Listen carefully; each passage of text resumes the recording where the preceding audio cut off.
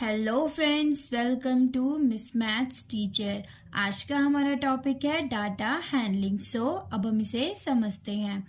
Data handling का means होता है डेटा का संधारण करना। मीन्स जैसे आपके पास कोई डेटा हो, जैसे स्टूडेंट्स की हाइट्स हो गई या फिर आपके स्टूडेंट्स के मार्क्स हो गए, ये हमारे पास क्या होता है, कोई डेटा।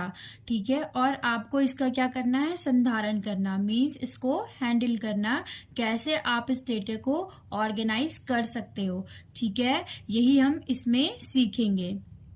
अब हम देखते हैं, आपके पास डाटा हैंडलिंग में एक टॉपिक है जो कि है ऑर्गेनाइजिंग डाटा। आपको डेटा को ऑर्गेनाइज कैसे करना है, और हम इसमें डेटा को टैबुलर फॉर्म में, किसमें, टैबुलर फॉर्म में ऑर्गेनाइज करते हैं। ओके, अब आप देखो, फॉर एग्जाम्पल हमने कोई एग्जाम्पल लिया है। जैसे सब्जेक्ट्स हैं आपके पास arts, maths, science, English. Means कुछ स्टूडेंट्स हैं जो कि क्या है, कुछ आर्ट्स के स्टूडेंट्स हैं, कुछ मैथ्स के स्टूडेंट्स हैं, कुछ साइंस के स्टूडेंट्स हैं एंड कुछ इंग्लिश के स्टूडेंट्स हैं।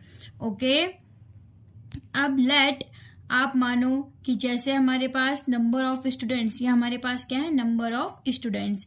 जैसे आपके पास नंबर ऑफ स्टूडेंट्स यहाँ पे कितने हैं, 7 है, 5 7 7 7 7 5 6 4 एंड 6 4, यही आपके पास क्या हो रहे हैं, रिपीट हो रहे हैं। ओके, तो किसी भी डेटा को, या हमारा कोई डेटा है और किसी भी डेटा को टैली मार्क या टैबुलर फॉर्म में कैसे हम कन्वर्ट कर सकते हैं, कैसे हम लिखते हैं, इसको हम अब सीखते हैं। ओके, अब आप यहाँ देखो, हमने लिया है, हमने कोई टेबल बनाई है, किसकी, टैबुलर फॉर्म की। यहाँ पे हमने लिया है सब्जेक्ट्स। ये क्या है, हमारे पास सब्जेक्ट है, ये हमारा tally mark and number of students, या जिसे हम कहते हैं फ्रीक्वेंसी। ओके, अब नंबर ऑफ स्टूडेंट्स या फ्रीक्वेंसी, पहले मैं आपको बता दूं फ्रीक्वेंसी क्या होता है। फ्रीक्वेंसी मीन्स जैसे कोई नंबर या कोई भी हमारे पास क्या हो रही है, एक से ज्यादा बार रिपीट हो रही है, वही उसकी क्या हो जाती है, फ्रीक्वेंसी। मीन्स जैसे लेट आपके पास है 7 हमारा कितने टाइम्स यहाँ पे रिपीट हो रहा है, वही उसकी क्या हो गई यहाँ पे, फ्रीक्वेंसी। ओके, फिर आप देखो टैली मार्क्स या टैबुलर फॉर्म।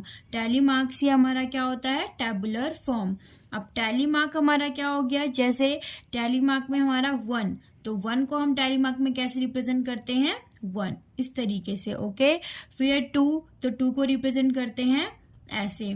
ओके, फिर आता है आपके पास 3, तो 3 को रिप्रेजेंट करेंगे हम ऐसे। ओके, और 4, तो 4 भी हमारा ऐसे रिप्रेजेंट होता है कि 1 2 3 4। ओके, बस डिफरेंट क्या हो जाता है कि जैसे ही आता है 5, तो 5 में क्या हो जाता है, हमारे पास जो लाइन आती है वो इन सब के ऊपर आती है, इसके साथ नहीं आती है। ओके, इसको कहते हैं हम टैली मार्क या टैबुलर फॉर्म। ओके, और ये जो पूरी टेबल है ये हमारी कहलाती है टैबुलर या टैली मार्क की टेबल।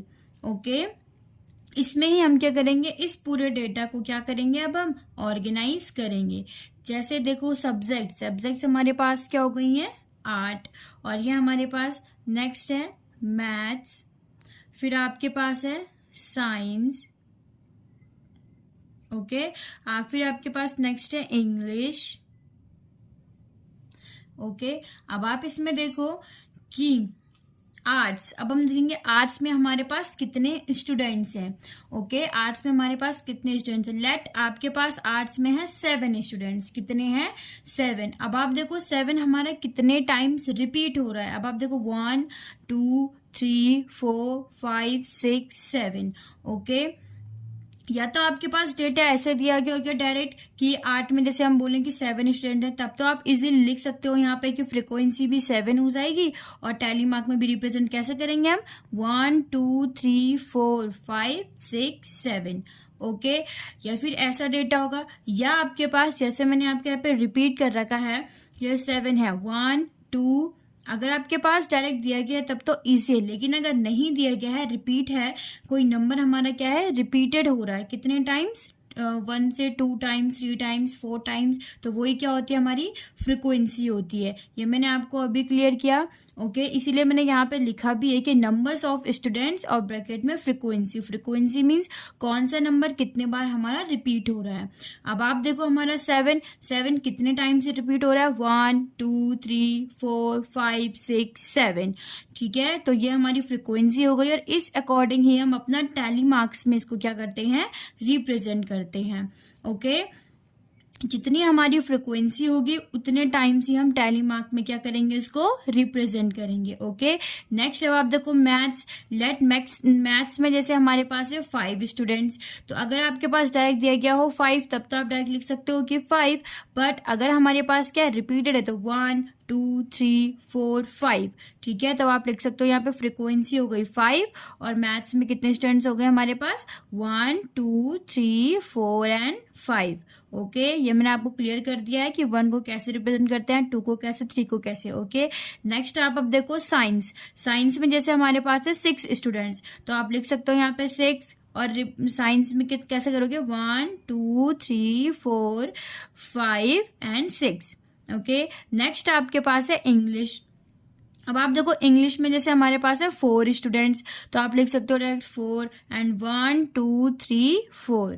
ओके, इस तरीके से ही हम क्या करते हैं, टेबुलर फॉर्म में किसी डेटा को ऑर्गेनाइज करते हैं। ठीक है, या टैली मार्क में हम कैसे लिखते हैं ये भी आपको आई होप क्लियर हो गया होगा। ठीक है, I hope you guys understand. Thank you for watching this video. Please like and subscribe.